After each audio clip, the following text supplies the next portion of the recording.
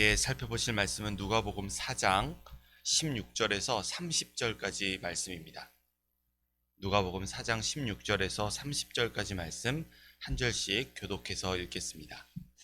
예수께서 그 자라나신 곳 나사렛에 이르사 안식일에 늘 하시던 대로 회당에 들어가사 성경을 읽으려고 서심해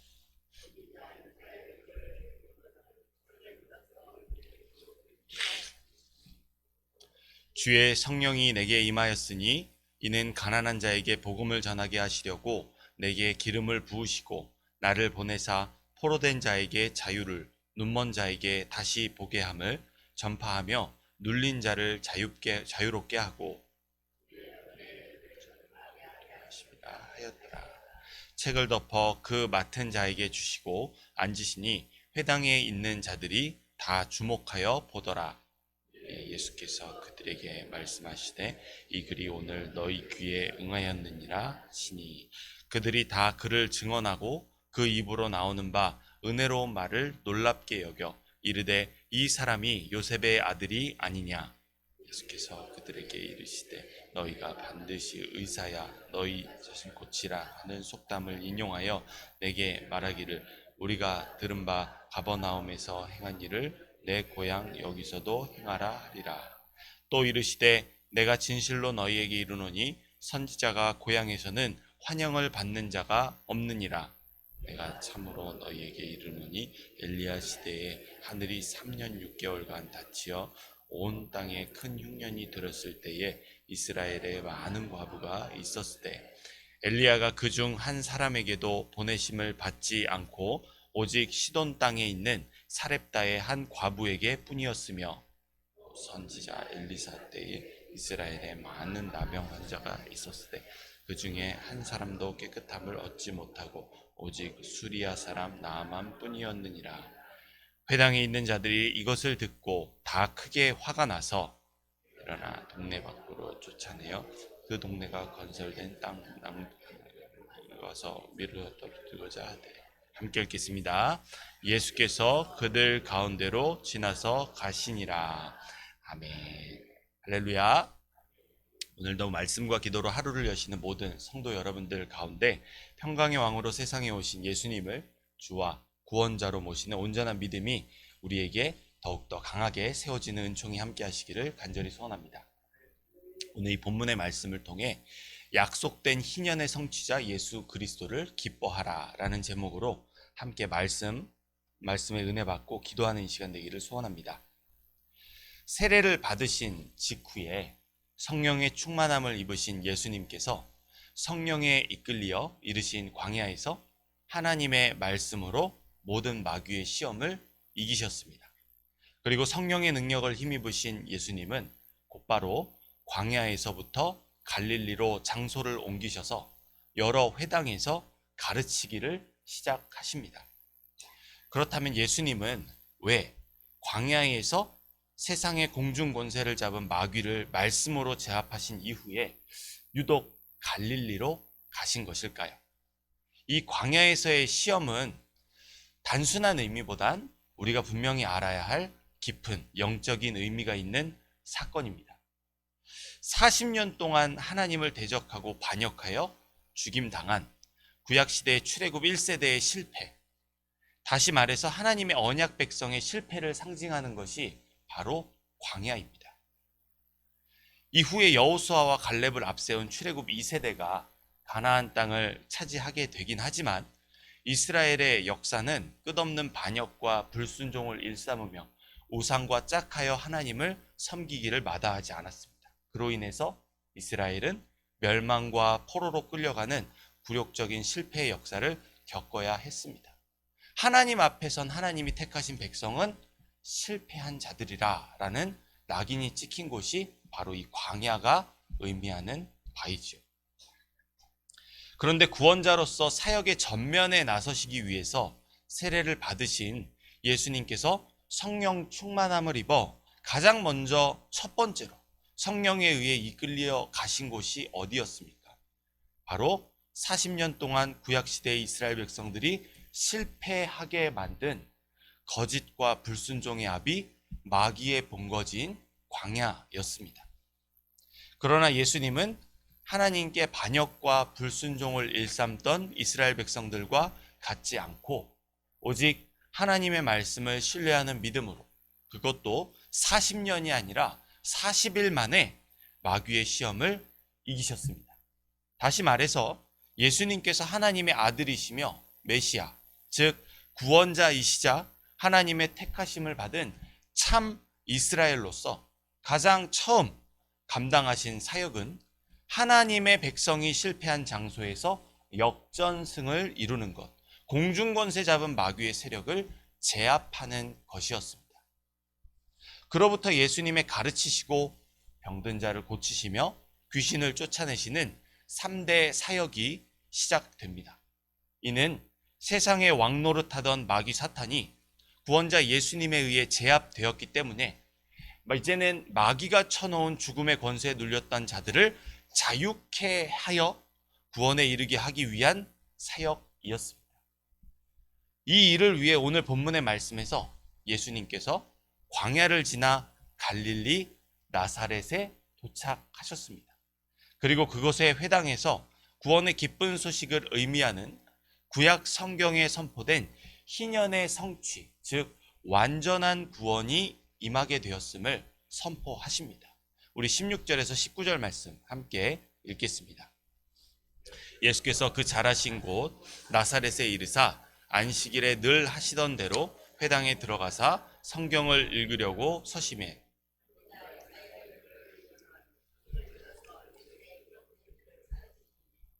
주의 성령이 내게 임하였으니 이는 가난한 자에게 복음을 전하게 하시려고 내게 기름을 부으시고 나를 보내사 포로된 자에게 자유를, 눈먼 자에게 다시 보게 함을 전파하며 눌린 자를 자유롭게 하고 주의 은혜의 해를 전파하게 하려 하심이라 하였더라.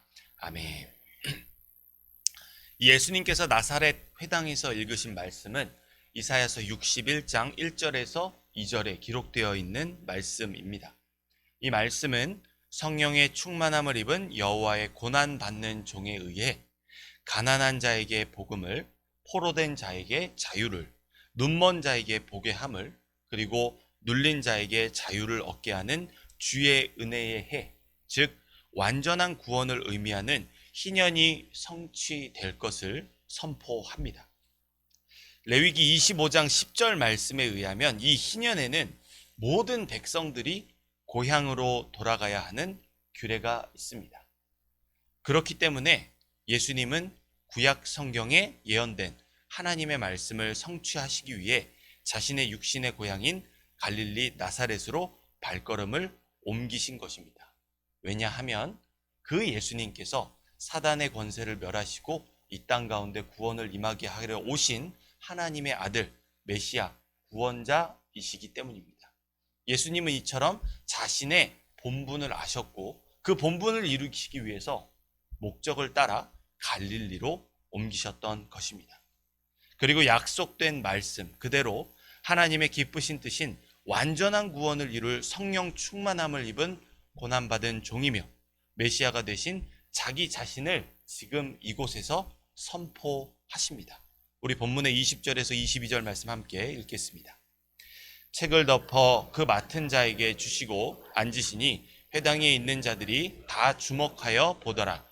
이에 예수께서 그들에게 말씀하시되 이 글이 오늘 너희 귀에 응하였느니라 하시니 그들이 다 그를 증언하고 그 입으로 나오는 바 은혜로운 말을 놀랍게 여겨 이르되 이 사람이 요셉의 아들이 아니냐. 아멘. 유대인 회당의 예배 순서에 따르면 성경 낭독 이후에 해석의 순서가 뒤따릅니다. 그래서 회당에 모인 모든 사람들은 이사야서의 말씀을 낭독하신 예수님의 해석을 주목하고 있었습니다. 바로 그때 예수님께서는 아무런 감춤 없이 이렇게 말씀하십니다. 이 글이 오늘 너희 귀에 응하였도다 라고 말씀하시며 하나님의 아들이시며 메시아이신 성령 충만함을 입은 고난받은 종으로 오신 자기 자신을 감춤 없이 드러내십니다. 왜냐하면 예수님의 나심과 마귀를 결박시키신 사건으로 인해 하나님께서 약속하신 완전한 구원의 성취, 즉 희년의 때가 비로소 시작되었기 때문입니다. 이에 회당에 모인 무리들은 예수님의 은혜로운 말씀에 놀라워하며 압도당하고 당황했습니다. 그러나 이내 불신하는 마음이 일어나며 이 예수님이 요셉의 아들인데 어떻게 이사야 선지자가 선포했던 모든 일을 이루실 그런 인물이 될 수 있느냐고 반박하며 의심하기 시작합니다. 이들은 약속된 희년의 성취, 즉 하나님의 완전한 구원이 예수님의 은혜로운 말씀으로 선포된 이 복음 전파 활동으로 오늘 실현되었음을 불구해도 이 실현된 주의 은혜로운 해를 의심하고 거부하는 모습을 보여줍니다. 여기서 우리는 선포된 복음에 긍정적으로 반응하고 순종하는 사람만이 가난한 자에게 복음을, 포로된 자에게 자유를, 눈먼 자에게 보게 함을, 그리고 눌린 자에게 자유를 얻게 하는 완전한 회복을 경험하게 된다는 사실을 확인하게 됩니다. 그럼에도 예수님은 약속된 말씀대로 이미 도래한 주의 은혜의 해를 깨닫지 못하는 무지하고 믿음 없는 자들을 깨달아 알도록 은혜를 베푸시기를 마다하지 않으십니다. 우리 23절에서 24절 말씀 함께 읽겠습니다.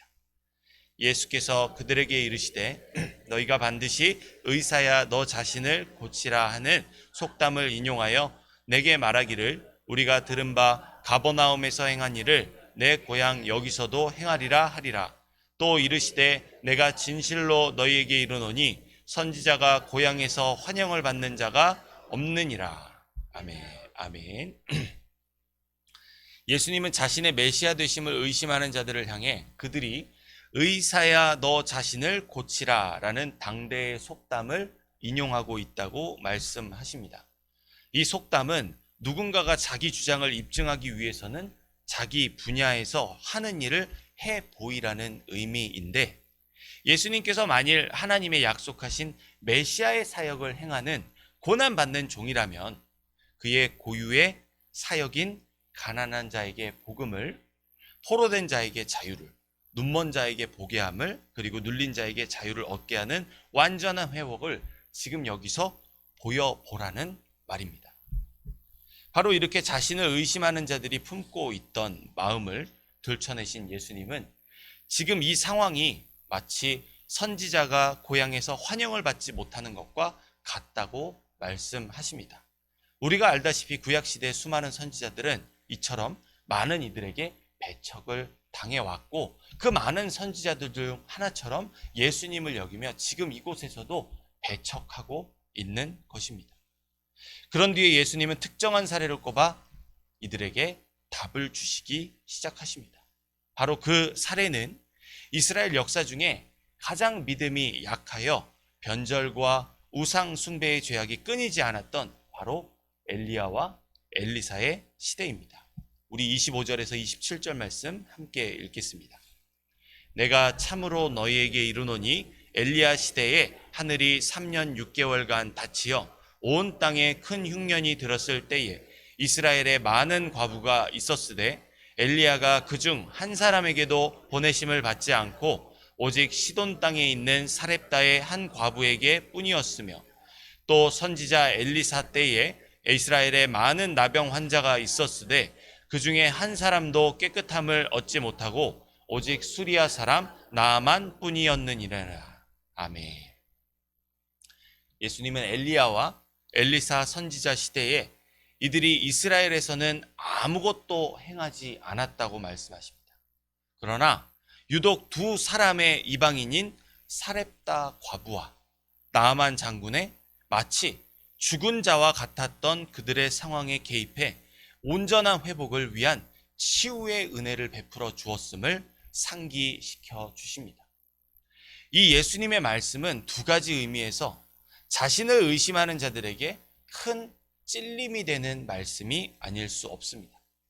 첫 번째로 예수님은 주의 은혜를 선포하는 희년의 성취, 즉 완전한 구원의 복음을 전하시는 메시아이신 자신을 의심하는 자들을 마치 이스라엘의 역사 중에서 가장 영적으로 타락했던 엘리야와 엘리사 시대의 사람들과 비교하고 있기 때문입니다.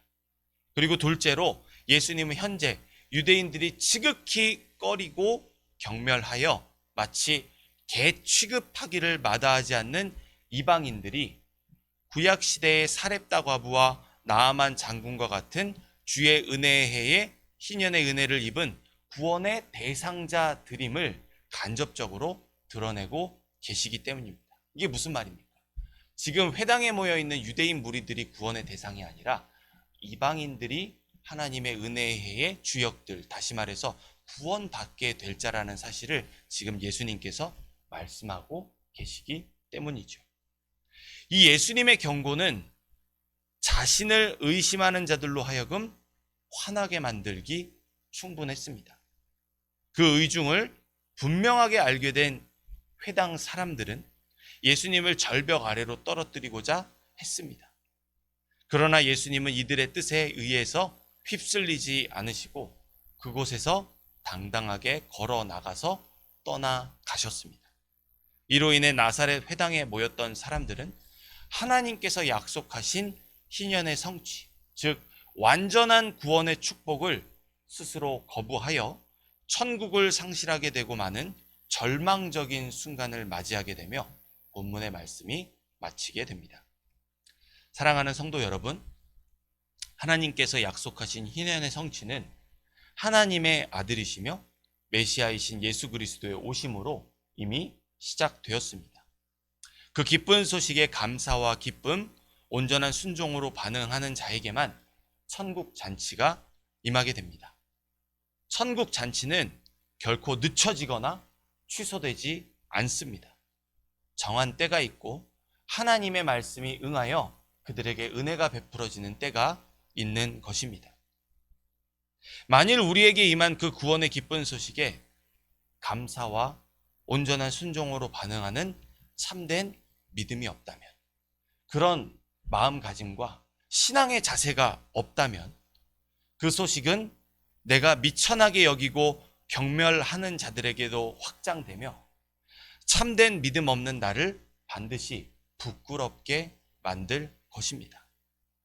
그러므로 우리는 본문의 말씀을 통한 예수님의 경고에 주의 깊게 귀 기울여야 합니다. 만일 하나님의 때가 이르러 날 구원하러 오신 예수님을 의심하는 마음이 내 마음 가운데 어느 한 구석에 자리 잡고 있다면, 선포되는 말씀을 의심하는 그런 마음이 내 안에 있다면 그것은 내게 임한 구원의 축복을 심판의 저주로 변화시키는 잘못된 선택이기 때문입니다. 그러나 하나님은 그런 나를 포기하지 않으시고 반드시 구원의 은혜로 돌이키실 것입니다. 그 자리가 바로 지금 이곳인 줄 믿습니다. 그러므로 더디 말고 우리 자신을 돌아보고 온전한 회개로 심령의 변화함을 받아 구원의 복음 대신 예수님을 기뻐하며 즐거이 따르기를 힘쓰시는 모든 여러분들, 모든 성도 여러분들 되시기를 간절히 소원합니다. 기도하겠습니다. 자비로우신 아버지 하나님, 우리의 심령을 새롭게 하여 새 마음을 창조하시고자 이 새벽 말씀과 기도로 시작하기를 사모하는 모든 성도들의 심령 가운데 진리의 말씀으로 위로하시고 회복하시고 새롭게 하심에 감사드립니다. 이 말씀에 우리 자신을 돌아보며 온전한 회개로 주님께 돌이키기를 간절히 소원하오니 내게 죄가 없다 헛된 소리를 말게 하시고 내가 죄인됨을 고백하며 가슴을 찢고 주님께로 돌이키기를 힘써 기도하는 이 시간 되기를 간절히 소원합니다. 그런 우리 가운데 우리의 주 되시고 구원자 되신 예수 그리스도를 향한 갈망과 기쁨과 즐거움과 온전히 순종하게 하는 마음을 부릴 듯 일어나게 하시어 오늘 우리의 삶을 통해 주님의 기쁘신 뜻을 이루어가며 구원의 복음 되신 예수 그리스도를 온 땅 곳곳에서 전파하며 살아가는 주님의 기쁨이 되게 하여 주시옵소서. 우리의 마음대로 우리가 정하며 행하지 않게 하시고 성령의 인도하심 따라 그 옛날 예수님처럼 주님께서 정하신 장소로 나아가 주의 복음을 전하는 복된 주님의 종된 인생을 살아가게 하여 주옵소서. 우리의 연약함이 아닌 성령 충만으로 이 일을 감당하게 하실 주님을 기대하오며 모든 말씀 살아 역사하시는 우리 구주 예수 그리스도 이름으로 기도드립니다. 아멘.